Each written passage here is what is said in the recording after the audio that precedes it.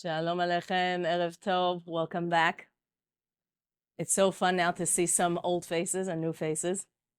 One of my earliest inspirations in mental health was Dr. Abraham J. Twersky. When I was very young, starting high school, I used to read all his books, and I highly recommend them. Some of them are really great. They're self-help books that the author was crazy and couldn't figure out their own issues, so they decided to help you become crazy with them, and let's call it normal. And then there are those books who actually really know the human psyche. His books are from that category. I really recommend, if you ever have a chance, look into his books. So he talks about how one of his early rounds when he was living in Philadelphia and he was going through the psych ward, the doctor briefed him and told him, there's somebody who they just brought in, and this person, he thinks he's dead. I don't know what you can do with such a client, but try. So he said, here, he's an intern, and he figured, let me try. So he comes into the room. He says, hi, my name is Dr. Twersky. Who are you? He said, me, I'm dead. I said, oh, okay. Come, have a seat. Can I get you something to drink? No, I told you I'm dead. I said, okay, no problem. Come, have a seat. Let's talk. And it turns out this guy is a very intelligent person, has a profession, has a job, but he died. And Dr. Twersky says, let me ask you a question. Do dead people bleed? He says, that is the dumbest question I ever heard. Of course dead people don't bleed. I said, okay, great. So repeat after me 20 times. Dead people don't bleed. So the client says, dead people don't bleed. Dead people don't bleed. Dead people don't bleed. Dead people don't bleed. 20 times, dead people don't bleed. Dr. Dorsey says, give me your finger. He takes a little needle and he pricks it. And surprise, blood comes out. And the client looks at Dr. Twersky and he says, dead people do bleed. And my shiur tonight is really dedicated to how do we become from the people who, when confronted with the truth, have the ability to say, you know what? Just because I've been believing or doing or acting this way for this long, I'm able to say I'm wrong. I'm able to say, you're right. I'm able to say I want to change my actions because now that you've enlightened me, everything that I knew before, I'm able to throw out without it crumbling me as a person, without it destroying me, without me taking myself and now becoming a nobody. I want to talk to you today about one of my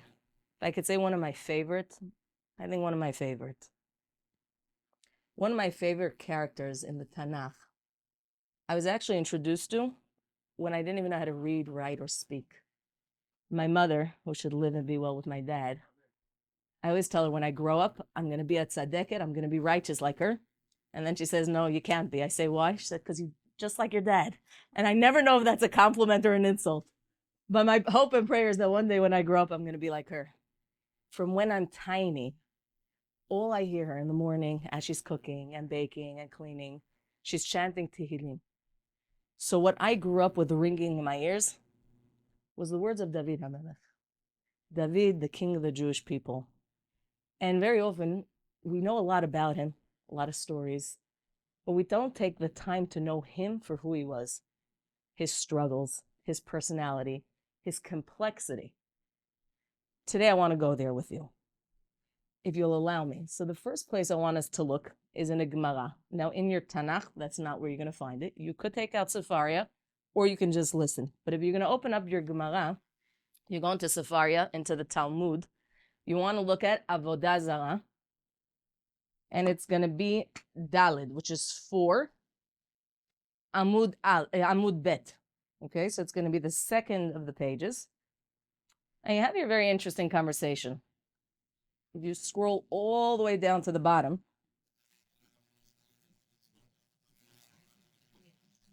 yeah? Okay, so again, it's Avodah Zarah, chapter 4. So it's 4b. All the way at the end, it's maybe the last 3 to 4 sentences where it says, V'hainu da'amar Rabbi Yochanan mishum Rabbi Shimon bar Yochai. It's about 3 sentences up from the bottom. What does Rabbi Yochanan say? Rabbi Yochanan says in the name of Rabbi Shimon Bar Yochai that Lo David Ra'oi La'oto Ma'aseh. It doesn't make sense that David HaMelech committed the sin that we are going to dissect today. It doesn't make sense. Why? Because if you look into Tehillim, David HaMelech says the following. David HaMelech says, V'libi chalal b'kirbi, and my soul is slaughtered within me. Meaning, I took every evil inclination that I have and I just massacred it. I triumphed over every part of my evil inclinations. And yet we're going to examine a story that is very, very complicated. Similarly, V'lo Yisrael ra'uim la'oto ma'aseh. It doesn't make sense that the Jewish people did something so crazy, like the story of Chet HaEgel. Why? Because over there it also says, Mi iten v'haya levavam zeh lazeh lirot oti. Because it can't be. The Jewish people were so close to HaKadosh Baruch Hu. They were so connected. They just experienced so much divinity. How did it happen that we have these two stories? Ela lama asu. So what are these stories there to teach us? And then if you turn, we're going to go into Amud Hey, so it's just the next page. Lomar lach, to teach us, she'im chata yachid. If there's an individual that sins, omrim lo, somebody comes and they're broken. You say, I don't understand. How did I fall again? How did I again fail? We tell them, don't worry. Don't worry. Kilach etzel yachid. You want to go somewhere to learn? Go look at David HaMelech. If there was somebody who was so complete and yet had the ability to fall and to get up, you don't have to be so afraid. You don't need to be knocked down by this temporary fall that you had, because even David HaMelech, the king, right? We say David Melech Israel Chai V'Kayam. He's the king that lives on for eternity. Don't worry. He also fell, and he taught us the secret of how do you get up. How do you get up? How do you do Teshuvah? And how do you live a life where you're constantly able to reevaluate your actions without it either killing you or the people around you who call your actions out? So let's look at this story. If you take your Tanakh now, I can't tell you enough. It may be redundant, but I'm going to say it every single time I teach Tanakh. Before you read any other book in the world, I'm giving myself musar. This is the only book you and I have to know from cover to cover by heart. And if you spend your whole life with just this, that's what you need. That's what I need. Let's look at this story. Now I'm going to give you they have the Surgeon General warning. So I'm going to give you a Surgeon General warning. I'm going to share with you the story. I'm not going to unpack the story. You're going to have to do it yourself. The only reason I'm telling you the story is because I want to talk about the Teshuvah. But if you hear the story and everything makes sense to you, then you have a problem. Okay? So I'm asking you tonight, when you go home, after you hear the story, you should have a lot of questions. Look at them, examine them, and hopefully you'll come to good conclusions. Open up to Shmuel Bet. Let's look at Perek Yud Aleph. Chapter 11, thank you. That's why we keep you around. This one side by side. Everyone on Safaria, you're welcome. We're recording, don't worry. You're welcome to go to safaria.org and then click on Tanakh. After Tanakh, you want to look for Samuel 2. Samuel 2, you want to look for chapter 11. Chapter 11, yeah. Okay, so what we're going to do now is we're going to, state the story, talk about the Teshuvah, and why David HaMelech is considered the Mofet of Teshuvah, the marvel of Teshuvah. There are many characters, and we're going to discuss in the upcoming weeks more people who do Teshuvah. Why is he considered the symbol of Teshuvah? And then what is the practical application for us? Okay, so let me take you to a story which many of you might be familiar, and some of you have never heard about. Chapter 11 opens up with the following. If you look at Yud Aleph, yes, the first verse. Vayhi le'et ha'erev. Let's go back to the beginning. Vayhi le'tshuvat hashana. Le'etzet ha'melachim. So this was at the turn of the year, at the time when the kings go out. Vayishlach David et Yoav et avadav imo vet kol Yisrael. Vayashchitu et bnei Ammon. So David sends his general out to army, constantly in battle. And he sends him, Vayatzuru Araba v'David Yoshev b'Yerushalayim. At this point, so when there were wars that were once in a while, the king would go out. But these are constant wars that were waged against the Jewish people. David HaMelech didn't join every single war. Okay, so the little battles, he cannot go out, otherwise he can never be king. Major battles, yes. So he sends Yoav out. He is home in Yerushalayim. What happens? Vayihi le'et ha'erev, and it's about shkiat time. The sun is just about to set. Vayakam David me'al mishkavo. David HaMelech gets up from his bed. Vayitalech ala gag bet HaMelech, and he goes out onto his rooftop. Now, it wouldn't make sense to you if you live in the United States, but if you go anywhere where there are flat roofs, like the Middle East, like when we went to Mexico, people use their roof as another bedroom. He comes out onto his veranda. Vayar isha rochetzet me'al hagag, and from his position where he's on his mountaintop, he sees a woman bathing. Vayisha tovat maran ma'od, and this woman is beautiful. Vayishlach David, so David sends Vayidrosh leisha, and he says, find out who is this beautiful woman. They come back and say, Vayomer halo zot bat Sheva bat Eliam eshet Uri Achiti. Isn't this Batsheva, the daughter of Eliam, the wife of Uri Achiti? Vayishlach David melachim. So he sends messengers. Vayikachea, and he takes her. Vatavo elav vayishkav ima. I'm going to be sensitive. There are children in the room. He brings her to his house, and they sleep together. Vihi mitkadeshet mitumata vatashav el beita. He sends her home after the night is over. Oops, vatahar isha, and she becomes pregnant. Vatishlach vataged le David, vatomer hara anochi. She sends a message to David saying, I'm pregnant now. So what happens? Vayishlach David el Yoav. David sends to Yoav, the general, and he says, Shlach elai et Uriah Achiti. Send me back Uriah, who's now out in battle. Send him to me. Vayishlach Yoav et Uriah el David. He sends him back home. Uriah Achiti comes back home, and David HaMelech says, you've been out to battle so long. I want you to go home. Go wash your feet. Go to your spouse. Go home. Uriah Achiti does not listen to him. He leaves the palace, but he goes to sit at the palace gates. And when the king calls him back and he says, that wasn't a recommendation. When the king tells you something, it's not, well, maybe I want to listen and maybe I don't. It was a command. And Uriah Achiti says, but I can't go home. How could I go home when everybody else is still at battle? Everybody's at war. Send me back to the battlefield. So David HaMelech says, no problem. He sends him back to the battlefield and he sends a note along. Now I want you to jump a minute and see, what does the note say? If you look at the 14th verse, so Pasuk Yudalid, Vayi baboker, and it was in the morning. Vayichtov David Sefer el Yoav. He writes to him a letter. Vayishlach biyad Uriah, and he sends it with Uriah. Vayachtov basefer lemor, and in the letter, what does he write? Havu et Uriah el mu pnei hamilchama hachazaka v'shafta me'acharav v'nika v'met. Make sure you put him in the front lines. Make sure when he's in the front lines, the other soldiers retreat. So he's going to be in the first line of defense. And obviously what's going to happen to him? He's going to be killed. Make sure he doesn't come home from battle. Vayihi b'shmol Yoav atayah v'yiten et Uriah el hamakom asher yada ki anshe chayil sham.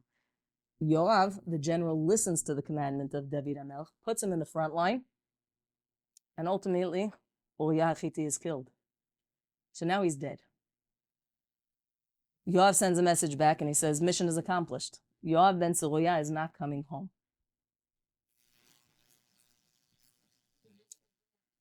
Thank you, Uriah Achiti. Kol hakavod. So what happens? You look at Pasuk Chavav 26. Vatishma eshet Uriah. So Batsheva, the wife of Uriah, hears Kimet. She hears that he died. Vatispoda al ba'ala. She starts crying. She starts mourning. Her husband was killed in battle. Vayavor ha'evel. And when the days of mourning pass, Vayishlach David sends for her. Vayasva el beito. And he brings her into his home. Vatihi lo liisha, and she becomes his wife. Vatelel lo ben, and she has a son. Vayera hadavar asher asa David b'nei Adonai. And what David HaMelech did was really bad in the eyes of HaKadosh Baruch Hu. Now, I know there is a Gemara that says anybody who says that David sinned is mistaken. But you have to learn that Gemara properly. Because it's very obvious that David HaMelech sinned. And we're going to see afterwards what happens. So here you have, like I said, a story that if you don't have questions on, there's something wrong with you. David HaMelech goes out onto his porch. He sees a beautiful woman. He takes her home. He impregnates her, sends her back home, sends the husband home in an attempt to say, go home, be with her, and hopefully by the time the child was born, we didn't have paternity tests. Everyone will assume it's your child. He doesn't want to go home. So David HaMelech says, okay, not listening is treason. Go back to the battlefield. You're never coming home. And ultimately, he then takes the wife and makes it his. I mean, the reason David kills him, even though it helps him. Correct. Is because he was treasonous. Yes. So what happens? Let's look at the response. If you look at the next chapter, Perek Yud Bet, just being mindful of my time. I have more than enough time? Okay. This contradiction between the Pasuk saying that David is bad and HaMelech saying that anyone who says David is bad is wrong. You can answer first later? I can. Will you? I don't know. You want to know the answer? Okay, the very simple pshat is very interesting. If you look at the Gemara that says that anybody who says that David HaMelech sinned is mistaken, it's actually a Gemara where the Chachamim were fighting with the Minim. Yes, with the Jews who were heretics. And that Gemara has a list literally from Reuven, right? We know Reuven sinned. What was Reuven's sin? Anybody? What happened to Reuven? What happens? Rachel dies. So what does he do? Yafeh. He says, if Rachel Imenu died, the next lady in command is my mother. Why did Yaakov Avinu move his bed into Bilhah's tent? He goes and he moves Yaakov's tent. He moves his tent, he moves his bed. He sinned. We know his whole entire life, he was busy doing Teshuvah. Now this Gemara goes through a whole list of people who we know the Torah tells us sinned and tries to justify to the heretics. So this is a conversation between the Chachamim and the heretics. It is not halacha l'maaseh, because it is obvious from the other Gemarot that David HaMelech sinned. I think that's something very important, which is part of what makes David HaMelech great is the fact that he was able to sin and he was able to do Teshuvah. The danger of this sainthood that we've created, where a tzaddik can never sin, it's not just a lie, it's really dangerous. Because we know it says that the greater a tzaddik is, the greater his yetzel. Yeah, the greater a person is, the greater his ability is to fall and to make mistakes. Little people, little mistakes. Big people, huge mistakes. And it's a lie and it's dangerous when we teach otherwise. When we teach that, Moshe Rabbeinu, my husband once asked me, Rabbi, he said, could Moshe Rabbeinu make mistakes? I said, of course, the Torah tells us, right? It calls Moshe Rabbeinu out on the mistakes he made. I said, talk to the rock. I didn't say hit the rock. He said, could your rabbi never make a mistake? That's a very long time ago. I said, we were still dating. This is a long, This is a very long time ago. He said, could your rabbi make a mistake? I said, no, God forbid.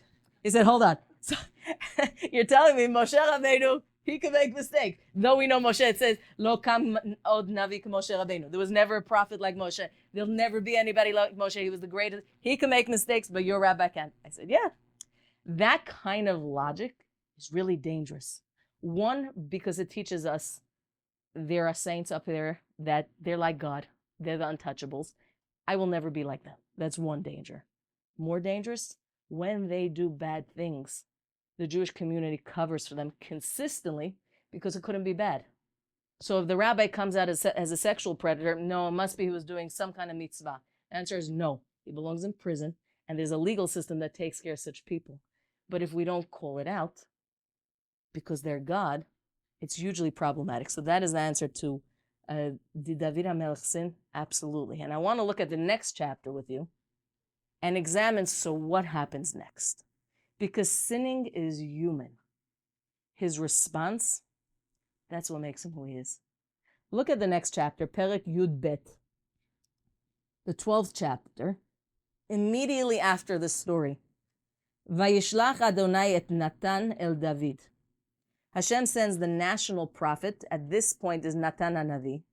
He sends him to David HaMelech, and I want you to listen to the eloquence of how, when you have to call somebody out, and you have to give musar, how you do it. Natan comes to David, vayomer lo, and he said, I want to tell you a story. There were two people. Shnei anashim hayu ba'ir, echad ashir, ve'echad rash. There was one city, two men. One very wealthy person, one very poor person. La'ashir hayat tzon u'bakar habe mod. The rich man, he had tons of livestock, chicken and sheep and goats and cows. V'larash en kokim kivsa achat katana. He didn't have anything except for one tiny mare. He had a little lamb. That's what he had, one little lamb. Asher kana, he bought it with his hard-earned money, and that's what he sustained himself. He lived off. What happens? Came a day, vayavo helech leisha ashir. There was somebody who came, and they came to visit the rich man. Vayachmol lakachat mitzono, and the rich man, it doesn't matter that he had 1,000. He didn't want to take from his. Why should I share what I have? Yesterday, somebody told me, it's interesting. We always think that the rich people, because they have so much, are going to be the biggest givers. You see, always the opposite is true. In Parshat Terumah, when Moshe Rabbeinu is collecting from the Jewish people, he says, Kol asher nediv libo. Everybody whose heart is generous. I don't know about you, but your bank is where your money is, not in your heart. But Moshe Rabbeinu is telling the Jewish people something very, very important. Giving has really nothing to do with how much you have. I read a good quote. It said, sometimes people are so poor that the only thing they have is money. You find here, a rich person, he has so much and he doesn't want to take from his own. So he goes to his neighbor's yard and he takes the one little lamb, he kills it, and he serves it to his guest. What is David HaMelech's response? Look at Pasuk Vav, the 6th verse. Vayichar af David, ba'ish mo'od. He gets really angry at this person. Vayomer Natan chai Adonai ki ben mavet ha'isha zot. This person deserves the death penalty. What kind of cruelty? You had thousands. This person had nothing. This person deserves to be put to death. The minute he says those words, he understands. Vayomar Natan el David. The prophet looks at David and he says, Ata ha'ish. You're that man. You're that man. You had thousands. You had everything. You had to take the one that was taken already. Ko amar Adonai. This is what Hashem Elohei Yisrael said. Anochi mishachticha lemelech al Yisrael. I anointed you to be the king over the Jewish people. Va'anochi hitzalticha miat Shaul. I saved you from the hands of Shaul HaMelech. The whole time Shaul wanted to kill you, who do you think saved you? Me. Ve'etna lecha et bet adonecha ve'et neshe adonecha. I gave you a beautiful house. You became the king. I gave you wives. You had so many. Ve'etna lecha et bet Yisrael v'Yehuda. I gave you the entire Jewish kingdom. This is before the split. So there was no Malchei Yehuda, the kings of Israel and the kings of Yehuda. You had the entire kingdom to yourself. V'imat v'osefa lecha kehena v'chena. And you were going out on wars, right? These were not offensive wars. They were not defensive. They were offensive. You were getting more land. You were expanding your kingdom. You had everything you could have asked for. Madua bazita et dvar Adonai. Why did you take my name and you sullied it? You made it ugly. Lasot hara beinai. You did something so ugly in my eyes. Et Uriah Achiti hikita bacharev. They had to take Uriah Achiti and kill him with a sword. Vet ishto lakachta lecha leisha. Not only did you send him out to get killed in battle, you then took his wife for yourself. V'oto rakta bacherev bnei Ammon, and you made sure that he never comes home from battle. Vata, and now, lo tasur cherev mibetecha ad olam. This sword that you used to kill and bloody, this sword is forever going to haunt you in your own house. Ekev ki bazita. You know why it's going to stay there? Because you scorned me. You mocked me. I gave you everything, and you couldn't have gotten enough. Because you took his wife for yourself. This is what Hashem said.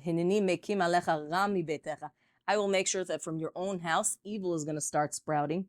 And from your own house, your wives are going to be taken, and you're going to be watching. There's going to be somebody else who's going to do the exact same thing to you. They're going to come from your house, take your wives, sleep with them while you're able to witness. Ki ata asita baseter. You did this in private. You thought nobody's going to know about it. You thought the story's just going to go away. It's a really great cover-up. Uriah Hittite's never coming back. Yoav is not going to sell you out. You thought the story's just going to pass in silence. I want you to know. ואני אעשה הדבר הזה נגד כל ישראל ונגד השמש. I'm going to take your action, and the retribution is going to go public. This is going to be exposed in front of the sun, in front of the entire kingdom.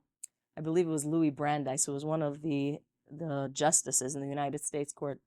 He said that exposure of hypocrisy is as great as what the sun does when viruses and bacteria are exposed to it. Meaning, when we cover things up, that's where they breed. But the moment it becomes exposed, that's when we're finally able to tackle it. And HaKadosh Baruch Hu says, you thought you're going to get away with this in private? I'm telling you, I'm going to make this a public issue. I'm telling you that this is going to be, the whole world is going to see. Yes, HaKadosh Baruch Hu says, David HaMelech, you did something so ugly. You scorned me. I gave you everything, and you couldn't get enough. You took the one person who had nothing, and you stole from them. What is David HaMelech's response? You're the king. You understand? You have an audience here. Now, this is the beauty of the checks and balance in the Jewish system, where if this was any other king, he would look at the prophet, and before the prophet can talk, his head would be hanging from another tree. That would be the end of the whole story. Look at Pasuk Yud Gimel, the 13th verse. Vayomer David el Natan. David HaMelech looks at Natan HaNavi, and he says, Chatati Ladonai. I have sinned to HaKadosh Baruch Hu. Do you want to know my response to what you just said? To the harsh words? Natan HaNavi just came and in front of everybody told David HaMelech, it's not like a little rebuke. Tremendous rebuke. Horrible things are going to happen to you, to your family, to your kingship. David HaMelech's knee-jerk response, you're right. I erred. I made a really, really big mistake. As soon as David HaMelech says that, the conversation that probably would have been over now flips. Look at what continues. Vayomer Natan el David. Natan says to David HaMelech, Gam Adonai he'evir chatatcha. Because of your reaction and your ability to take accountability, Hashem says, you know what? I'm also going to forgive. Lo tamut. You're not going to die. אפס קנייץ ניאצת את אויבי אדוני בדבר הזה, גם הבן הילוד לך מות ימות. Now you should know there are consequences to your actions. The child that you impregnated her with, he's going to die. You, David HaMelech, you're going to be spared. You are going to be spared. וילך נתן אל ביתו. נתן הנביא goes to his house. ויגוף אדוני את הילד אשר ילדה אשת אוריה לדוד ויענש. And ultimately this child, and the rest of the chapter talks about what happens, the child does die. You have something incredible there. David HaMelech does something very wrong. Something very, very ugly. The prophet comes and he calls him out. And if we juxtapose this with Shaul HaMelech, you have a very similar situation where Shaul HaMelech is sent to do what? What is one of his first commandments from the prophet Shemuel? Shemuel HaNavi tells him, what does he have to do? You're the first king of the Jewish people. What's your job? Elchanan, what's your job? Very good. Go kill Amalek. If you ever want to learn Tanakh, you're going to ask Elchanan, God willing, to give classes. For real. Yep. Go kill Amalek. Who in Amalek should you kill? Everybody. Children, sheep. Don't bring anything home. Everything there needs to be destroyed. What does Shaul HaMelech do? Very good. He doesn't listen. The answer is he doesn't listen. He comes back, and Shemuel already knows. Right? HaKadosh Baruch Hu already told him, look, I'm already regretting that I ever anointed him. What happens when Shemuel HaNavi says, Omek kol hatzon? What do I hear? What are all those voices? What is Shaul HaMelech's knee-jerk response? Oh, he comes up with a whole bunch of excuses why he did what he did. And it takes him verse after verse of arguing with the prophet until he says, you know what, maybe I erred. And ultimately, after that conversation, is when he loses the kingship. So it's not the actual sinning that causes Shaul HaMelech to lose his kingship, nor is the sinning what causes David HaMelech to regain it as much as the reaction. As much as the reaction. It's why you find, if you look at Mishlei, I believe it is in Mishlei Chavchet. So Mishlei is Proverbs, Chavchet would be 28. Now some of you who say Selichot with us, this will already sound familiar to you. In Mishlei Chavchet 28, verse Yud Gimel, right, the 13. Who wrote Mishlei? Very good. Shlomo HaMelech, who is the son of David HaMelech, who is the child of, who's his mother? Bathsheba. So, you understand? After the first child died, they had another child named Shlomo, and he becomes the next king. You understand? Shlomo HaMelech was the son of Bathsheba, who was originally the wife of Uriah Hittite. He writes in Mishlei something very interesting. It says, Mikase Peshayav lo yatzliach. Very good. If you say Selichot with us, this verse should sound very familiar. What is Shlomo HaMelech telling us? The person who tries to cover up their sins and come up with excuses of why they did things and why they were justified and really they weren't wrong and everybody else was wrong and it wasn't their fault, that person will never succeed in doing Teshuvah. The person who every single time you critique them becomes so defensive or crumbles that they can never get up, that person never has the ability to change. Who has the ability to change? Umodeh ve'ozev yerucham. The person who does teshuvah, tell me the steps of teshuvah. What is umodeh? The vidoi. I did something wrong. I'm not telling you if I agree or disagree, but in the 12-step programs, one of the first things people have to do is they have to admit that they have a problem. Why? Hi, my name is a Devorah and I'm alcoholic. Why do I have to say that? I'm not. You know what they say? You know what they say? Why don't Jews drink? Because we don't like to interfere with our suffering. But the truth is, why does somebody have to say that? Because the first step to being able to change is to be able to say, I might be wrong. I might not be doing the correct thing. Just because this many years I thought it's right, doesn't mean it is. And if either somebody externally can bring me proof, or internally I can come to the epiphany of, you know what, I might not be wrong, I might not be right. So the first thing you have to do is verbalize it. I have to verbalize, I did something wrong. I'm not right. The next step, what is ve'ozev? Very good. So there are a lot of people who know how to say, I'm sorry. But their I'm sorry becomes really hurtful. Why? Because you can't keep saying I'm sorry and keep doing the same thing. It doesn't work that way, right? I'm sorry, I'm sorry, I'm sorry. So what I tell the kids all the time, I'm sorry doesn't mean anything. Yes, it's a good thing to practice saying, but I'm sorry doesn't really fix much, especially if you're going to keep doing the same thing. Umodeh. First, we have to do the vidui. I did wrong. And now that I'm willing to accept I did wrong, ve'ozev, I'm now going to take the practical steps to stop doing it. That kind of person, Yerucham, HaKadosh Baruch Hu has mercy on. The person who has the ability to say, HaKadosh Baruch Hu, you sent me Natan HaNavi, he told me the harshest things. David doesn't know what we know, which is he'll be able to reverse it. David HaMelech just heard a death sentence. So at least he should try to save his honor. At least he should try to save face, argue back, say something. No.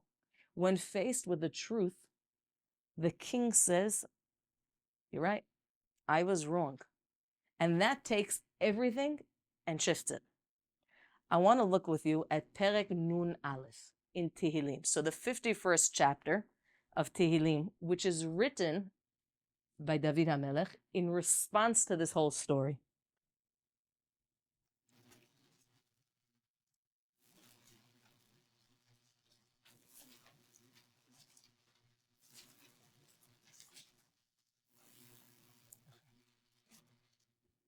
You know, we were once driving back from Los Angeles, my husband and I and the kids, and we put on Chacham Faur's class on Tehillim, the first chapter. And we realized very quickly that one of the biggest mistakes people make, not is that they say Tehillim. Like I told you, if everyone's going to be as holy as my mother and chant Tehillim the whole day, the world's going to be a better place. But Tehillim is something we need to learn. It's not just mindless chanting. The words there, the content, is just so incredibly mind-blowing that it's a waste to just mumble the words. Look at chapter 51.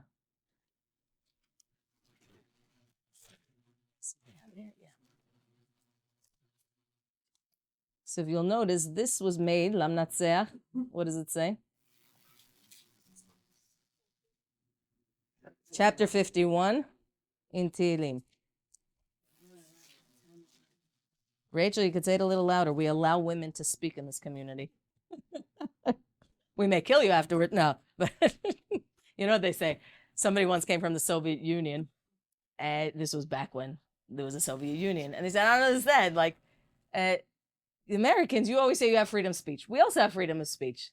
So the American said, yeah, it's true, but we also have freedom after speech. That's something you don't have.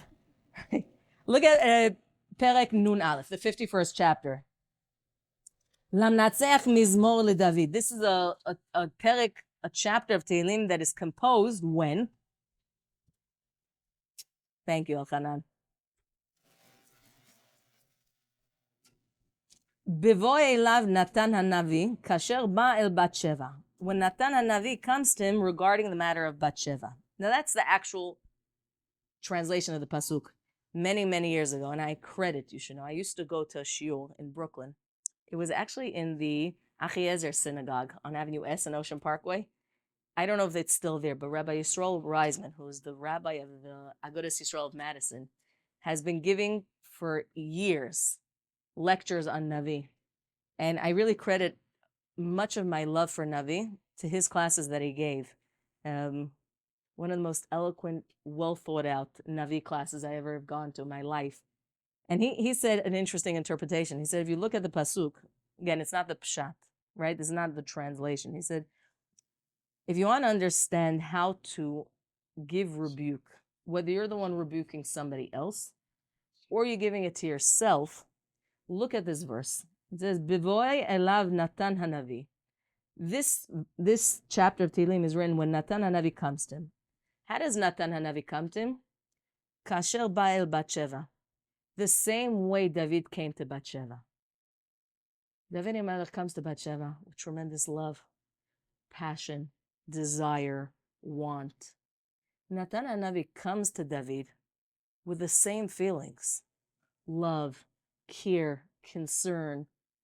And that's what makes David HaMelech receptive to the rebuke. Sometimes we try to do Teshuvah, and instead of understanding ourselves, we come with a sledgehammer. We beat ourselves up, and then by the time we're finished trying to do Teshuvah, we wonder why we look like Humpty Dumpty who fell over the wall and can never be put back together. Because instead of talking gently, trying to be able to, and you should know, we're good at talking to other people nicely, but when it comes to ourselves, we're one of the harshest critics. And then we wonder, so why am I so broken? It's very simple. If you spoke to yourself as kindly and as nicely, as gently as you do to the people you love, there's maybe a chance you'd be receptive to the criticism you're giving yourself. So what does he say? We read this to you on Yom Kippur. Really? So one of them, wow. One of the extra things this one. Choneni Elohim kichazdecha kirov rachamecha b'chei pesha'ai. He says, Hashem, I'm begging you, for all your kindness and your compassion, erase my sins. Herev kapseni ma'avoni, please cleanse me from my sins. Umichatati ta'areni, make me pure. HaKadosh Baruch Hu, help me. Ki pesha'ai ani eda, v'chatati negdi tamid. I know. You see, The whole world knows us as one person. And then when we close our doors, we know somebody else that lives with us. And sometimes the person that lives with other people, everybody likes. And then when we close the doors, there's another side of us that's not as beautiful. It's a much greater work in progress. I remember when my kids, Elchanan, started school, one day the preschool teacher came and said, "Is it true?" I said, "Here's the rule. We're going to make a deal here. Anything my kid tells me about you, I'm not going to believe, but you have to give me the same courtesy. Anything he says about me, you don't believe either," right? Why? Because kids are very honest people. And a lot of times, our chataim, we don't wear them on our sleeve, and that's not a bad thing. But David HaMelech says, Hashem, my sins, I know about them. I think about them all the time. הן בעוונך עוללתי ובחטא יחמתני עמי, הן אמת חפצתי בטוחות ובסתום חוכמה תודיעני, saying, Hashem, I'm begging you, help me. Help me when I'm sitting with myself in the recesses of my mind, where it's just me and you. I know what I need to fix. I know the things that I'm really good at. I know the things I'm really horrible at. I know the things I struggle with that nobody else is aware of. תחתנו באזוב ואת טהר תחפשני, cleanse me. This is a reference to how we normally clean the lepers, right? Where they would have to come back and they would be sprayed with the blood of the para aduma. Umisheleg albin, turn me into white as snow. Make my sins, clean me. Tashmi'eni sason v'simcha, tagelna atzamot dikita. I'm feeling so crushed. I'm asking you, HaKadosh Baruch Hu, help me. Help me survive the process of Teshuvah. Because sometimes the process is so brutal that by the time the person comes out, they're really crushed. You ever put something in the laundry and it had so many stains on it, so you sprayed so many chemicals, but by the time you take it out of the laundry, yeah, the chemicals are gone, so is the clothing. Now there's no stain, now there's just a hole in the shirt. Sometimes when we do Teshuvah, the process is so rigorous, it is so difficult, we want to make it to the other side whole. Hastel panecha mechatai v'chol avonotai meche. I'm asking you, look away. Don't look at everything. Because if you're going to look at everything, there's no way I'm ever going to come out good. I'm sure those of you who are either teachers or children or even in any position of power, much of the time, we're choosing between, do I engage in this? Do I call it out? Or do I just look away? And I don't look away because I'm weak. I don't look away because I want to lead a free-for-all. Because if I nitpick everything all day, I'm going to crush people. So we have to make the wise decision of what am I going to pretend I never saw? Because once I saw it and I don't say something, that's a problem. But if I could pretend I never saw it, I could let something slide. Lev tahor birali Elohim. I'm asking Hashem, give me a pure heart. V'ruach nachon chadesh b'kirbi, and renew in me this beautiful spirit of wanting to be good, of wanting to be holy. Al tashlicheni milfanecha, please, I'm begging you, don't throw me away. Sometimes the hardest thing is that after we've come to this recognition of, wow, I did something wrong, I want to do right, the other person's not willing anymore. We hurt them too much. We've promised too many times. David HaMelech is asking, I'm begging HaKadosh Baruch Hu, don't throw me away. When I'm going through this process, and I keep falling, because I'm human, I'm going to keep making mistakes. It's why Chachamim tell us, Sheva yipol tzaddik, v'kam. 7 times the tzaddik falls, and he gets up. Now, I don't know about you, but if he's so righteous, why does he keep falling? Maybe he needs to tie his laces. Why do you keep falling? It's very simple.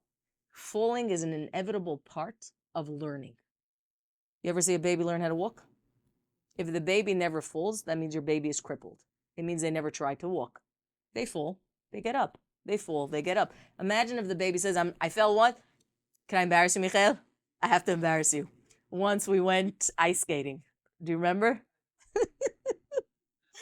We went ice skating, and I have to say, Michael, I was watching the kids, and Michael and Hannah came to help me because I think Rabbi was out of town. I don't know if Michael has ever been on ice before, but the ice rink has never seen him. He was fearless. Every time he fell, he just got up, and he whizzed around, and he fell, and I kept on thinking to myself, that's incredible. And by round 3 and 4, Michael was the star of the show there, because if you have the ability to say, I'm not afraid of falling, I'm just going to get up. Chana and I, on the other hand, we were like holding on, those old crutches that they have over there because nobody wants to fall. Right? It looks like a senior citizen home on ice. A walker, exactly, a walker. But the truth is, the only way to actually succeed is by understanding that failure is human.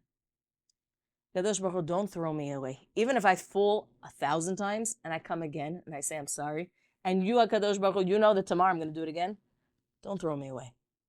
For the greatness of Shiviti, a lot of people are afraid of falling. There are many people that are afraid of getting up. The Rasha is one who stays down. At Tzaddik, both of them sin. But Tzaddik is the one who stands up again. He's willing to try again. He's willing to try again. So the failing is normal. Everybody fails. But the fear of getting up makes someone a Tzaddik. Thank you. Hashiva li sison yeshech. I'm asking, bring me back the joy in my life. Right now, I'm at a place where when I'm examining my actions, it hurts. It's depressing. I'm looking at myself, and there are so many things at this age and stage where I feel like I should have, I could have. I look at the world, I see people my age. It's really hard. HaKadosh Baruch Hu, help me not fall into the trap, and exactly what you said, help me not fall into the trap of, I'm so depressed and down, I'm just going to stay there. I believe it was one of the students, the foremost student of the Baal Shem Tov HaKadosh, the Maggid of Mezrich. So if you speak Yiddish, you'll appreciate it. He said, Memeint as Teshuvah is a bear. Who speaks Yiddish? Only Yochanan on my screen. Yep. Maybe Yosef Baker also. He said, Memeint as Teshuvah is a bear. You think that doing Teshuvah is like this huge beer that you have to take on. This is emes nara care. But really, all it is a turn of direction. You are going that direction. You are now confronted with the truth of you're going the wrong way. And instead of sitting down and tantruming, all you have to do is turn your body around and keep walking the other direction. You'll eventually get to a good place. But so often we're terrified of this concept of change. I'm going to have to change my whole self, my whole entire life. Everything's going to be changing. You should know it's the work of the Yetzer Hara, the evil inclination. We're talking about the Baal Shem Tov. I'm going to mention the Baal Shem Tov. Baal Shem Tov HaKadosh used to say that the Yetzer Hara, the evil inclination, doesn't come to the average person and tell him to do bad things. He knows better than that. He knows that if he's going to come tell you, you know what? Why don't you go rob the bank today? You're not going to do that. Yeah, why didn't you go push somebody off the train track? Because you're not going to do that. The average person will not listen to the Yetzer Hara like that. Rather, he comes in a very intelligent way. He comes cloaked in righteousness. And it tells you, why don't you try doing a little bit more? Why don't you add more to your plate? Just a little more, and more, and more. And it's a very good trick, and I'll tell you why. For those of you who remember, there's an old movie, Cinderella. Now, I watched it when I was very, very little. It was one of my favorite movies. There were 3 little characters. They were all mice, okay? There was one mouse. His name was Gus. Now, Gus is trying to steal the cheese. Remember him? The problem is the house doesn't just have mice. It has a cat.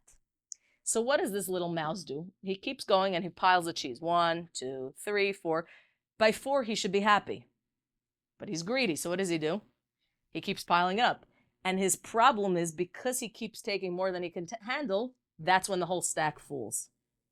Very often the Yetzer Hara doesn't come to tell us to do bad things as much as he comes to tell us do more things. You want to do, it's Elul. You want to do Teshuvah. You want to be a good person. Why don't we tell you all the bad things you do? So now make a list of not one thing you're going to work on, 30 things you're going to work on. Why? Because between you and me, you're never going to change 30 things in 1 month, maybe not in a lifetime. He knows that. And the trick is to get you to sign up to something you're never going to be able to commit to. Because one thing I might be able to change, 30 I definitely can't. And if I sign up for 30 and I fail, it just reinforces to me, I'm never going to make it. Baal Shem Tov says the way to combat that is look your Yetzer Hara in your face and say, you know what, I don't care.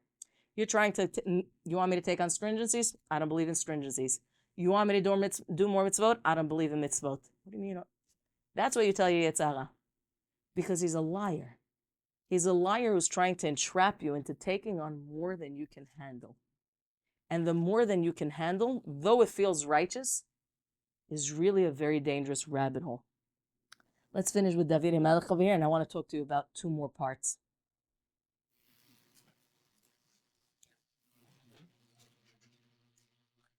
Another 15 minutes? Yeah, okay. Alameda poshim derachecha. David HaMelech says, please teach us sinners. Teach us the right way. V'chataim elecha yashuvu, and teach us how to come back home. So we messed up. We did the wrong thing. How do we know how to get back? So sometimes it's really easy to get back on track. Sometimes you are completely lost. You don't even know where to begin. David HaMelech says, the easy things, so just help me do them. The difficult things, help me navigate back to a place where I can even think straight, so I can figure life out. Hatzileni midamim Elohim Eloi teshuati teranen leshoni tzidkatecha. This pasuk we say all the time. Adonai sifatai tiftach ufi yagid teilatecha. Hashem, I'm asking you, help me that when I open my mouth, the things I do, the things I say, they should just bring praise to you. Ki lo tachpot zevach va'atena. Ole lo tirtza. Hashem, I know that you don't care for our sin offerings. If you look into the Navi, from Yeshayahu to Yirmiyahu, it doesn't matter which book you're going to open. The constant theme that the Navi keeps telling the Jewish people is, God doesn't need your religiosity. You think you're so holy by bringing all the sacrifices in the world, and you come to the synagogue, and you beat your chest, and you fast, and then what do? All you do is fight. You come, you fight, you say bad things, you hurt each other. God doesn't need your righteousness. He doesn't need your religiosity. He needs you to be good people. Zivrei Elohim, what are the sacrifices of HaKadosh Baruch Hu? Not the goats and the sheep and the pigeons. Ruach nishbara, a broken spirit. Lev nishbar v'nidke, Elohim lo tivzeh.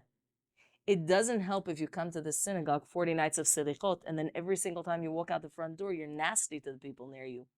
You're mean to the people that you work with. You destroy the relationships that you have. What does it help, the selichot?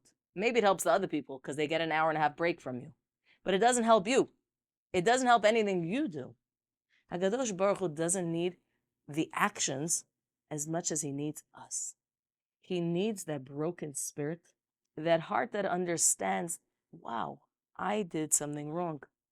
And unless I'm willing to fix it, all the words in the world and all the flowers and chocolates and all other nonsensical gifts that people give, it's not going to take away the pain.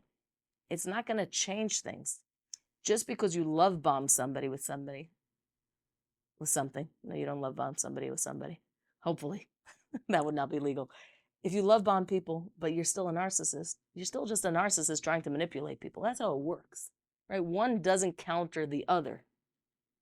And he continues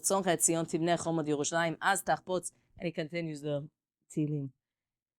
You look at David HaMelech, and what's incredible is his response. Right? His response of HaKadosh Baruch Hu, I did wrong. I'm not afraid to say I did wrong. I'm not afraid to accept that I want to do Teshuvah. And you see that his entire life, if you open the Tehillim, every single chapter, there are going to be verses of, I want to do better. I want to do more. I want to be close. Help me. There's a constant dialogue between David HaMelech and the creator of the universe. Because alone, Teshuvah is not possible. There's another element of Teshuvah I want to talk to you about, which is David HaMelech doesn't just accept the fact that he did something wrong. He also accepts the fact that with the process of doing things wrong, there are consequences. And often those consequences hurt. They're difficult. So, for example, if you will, look at, maybe I'll tell them to you. We have later on, after the story of Bathsheba. I'll tell you where to look? Okay. Yeah? Let's look in Shmuel Bet, chapter 15. Samuel 2, chapter 15, verse 19.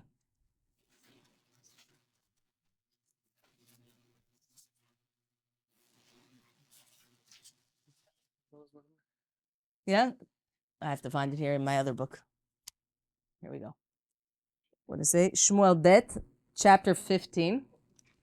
Chapter 15, verse 19. So you have over here, this is after Avshalom rebels. Who is Avshalom? Yafeh. He is the son of David who fulfills the prophecy of Natan HaNavi. Yes, if you ever look into what Avshalom does to the wives of David HaMelech, to the house of David, to the kingdom of David, it's verbatim what the prophet had told David HaMelech would happen. Ultimately, what happens to Avshalom? How does he get killed, Elchanan?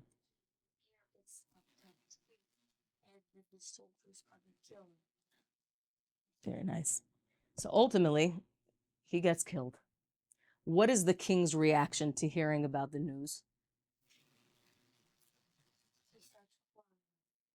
It's not in Perek Tet. Mechila, I don't see it over here. Okay. Oh, yeah.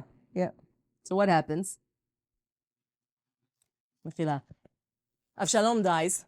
Yoav comes to tell him the news with a whole entourage. And David HaMelech's response, he starts crying. He starts sitting Shiva. He starts mourning. Yoav comes into him in private and is very angry at the king. He said, I don't understand. The whole kingdom was at stake. We won the war against enemy number one. And it seems to the whole kingdom that you would have preferred Avshalom live and we all die. Now, from his perspective, he's right. And David ultimately, he goes out to the crowd and he talks to them and he thanks them and the war is over. The kingship is restored. Chapter 18. Thank you. What Yoav fails to realize is that the reason David HaMelech doesn't respond with rage to Avshalom is not because he doesn't realize how critical the war is. But part of the process of Teshuvah is accepting the consequences, is accepting that I messed up and I'm paying a price for it. And David HaMelech accepts that the price he paid for what he did with Bathsheba is that his son from within his own home is rebelling. And his silence is not saying, I approve of the actions, but more of, HaKadosh Baruch Hu, I accept. I accept that because I messed up, I am now paying for it. And my silence is not, I wish Avshalom was alive, as much as I wish I didn't mess up. I wish that I hadn't done wrong. Now, we don't expect Yoav to understand it, and that's why he does go out to the nation. But David HaMelech, in this particular incident, he accepts his consequences. You find a similar incident. David HaMelech is running away, and Shimi ben Gera, remember Shimi ben Gera? He comes out, and what does he do? That's chapter 15. Oh, okay, that makes more sense. Yeah. He comes out and he starts cursing at the king. Come out, you bad person. Come out, the person who makes the blood flow in the streets. And he's cursing the king with horrible words. Are you allowed to curse a king? Of course not. Of course you're not allowed. What is the punishment for cursing the king? Death. In fact, ultimately, Shimon ben Gera is put to death by Shlomo HaMelech because he has to be put to death. But David HaMelech's response to the people is, don't touch him. Don't touch him. Why? Because he's just the messenger. The curses he's saying are from HaKadosh Baruch Hu. I accept. I accept that even though I'm the most powerful ruler, and even though according to the law of the land, this person should be put to, this person, not you, Chasr, this person should be put to death, I'm not going to be the one to do it. Because David HaMelech accepts that this is part of the process of Teshuvah. I did something wrong. And it doesn't matter that Hashem said, I accept your Teshuvah. Sometimes our actions are not reversible. And he's quiet. Now, I saw something so beautiful. I have to share it with you. For many, many years, when I read the story about Amnon, if you remember the story about Amnon and Tamar, yes? Another very hard story to digest, where Amnon comes and rapes his sister Tamar. If you look in the Psukim over there, so you have to have two different Tanakhs. One is before the Targum HaShivim, right? Before the Tanakh was translated into different languages, and our original Tanakh. Why do I say that? Because some verses were either added or redacted depending on which audience the Chachamim were afraid of. Yes? You see something very interesting. When David HaMelech hears about Amnon raping Tamar, it says, Vayichar David mod. He was really, really angry, but he does nothing. And I always had the question of why not? Why didn't David HaMelech do something? Right? He's the king. In fact, many Chachamim link Avshalom's rebellion as, that was the catalyst Avshalom was anyway going to rebel, but the catalyst was the story with Amnon and Tamar. And then I saw a chidush from, I believe it was Yehuda Elitzur, who was Rabbi Eliot. Yeah, is it Rabbi? I don't know, Dr. Rabbi. Where he said Amnon, ultimately, is the son of David, repeating a very similar mistake. And I say mistake in the harshest of words. He's doing something that's very reminiscent of the behavior of David HaMelech. Chapter 13? Thank you. And David HaMelech says, I'm not going to be the one to call him out on something that I just did wrong myself. You see this very often. People do horrible things, and then they do teshuvah, and then they go to the other extreme. They are suddenly the ones who are burning people's houses down and going and marching and protesting. But yesterday you were doing the same thing. A little bit of humility would go a long way. It doesn't mean you're not allowed to share your experiences. It doesn't mean you're not allowed to help people do teshuvah. But part of the teshuvah process is a certain amount of humility. I messed up in that area. I'm not going to be the one who's going to be championing the world against it. From all the people I know, because I've been in those shoes. And therefore, as hard as it is to accept, David HaMelech says, I'm not the right person to say anything. Angry? Of course angry. But how am I going to be the person who yesterday I was in his position, and today I'm the saint who's busy calling everybody out for their avirot? And if I could sum it up, there are a lot of characters that do teshuvah. What you find about David HaMelech is this duality. We're on the one hand in private, and we get a glimpse into that private life through the words of the Navi, as well as the words of the Tehillim. We see a soul that is courageous enough to accept that he did something wrong, and broken enough that his entire life he is living a constant state of, I want to do better, I want to do good, I want to do more. That's in his private life. And yet in his public life, David HaMelech is still the king. He's not afraid to lead. He's not afraid to be proud and strong, to give musar, to tell people things. Because this duality is really important. When we're going into a month of Teshuvah, people always fall into extremes. Either we become the broken spirits where nothing is good, we're never good, and that's a very dangerous place to be. Because even though it feels like we're doing Teshuvah, it's actually a way to make sure you never change. Because when you beat yourself up so much, so now you're just a beaten sack of potatoes, but you're not actually better. The flip side is also true. Sometimes when you have a personality that's so strong and so courageous and so brave and never fazed by anything, when faced with the reality that you might be wrong, it's very hard to accept. I'm wrong. Everybody comes to me for advice. I'm the person everybody looks up to. I'm the one who everybody thinks is perfect. You're going to come tell me I'm wrong? And David HaMelech teaches us, yes, you can be the leader of the entire Jewish nation.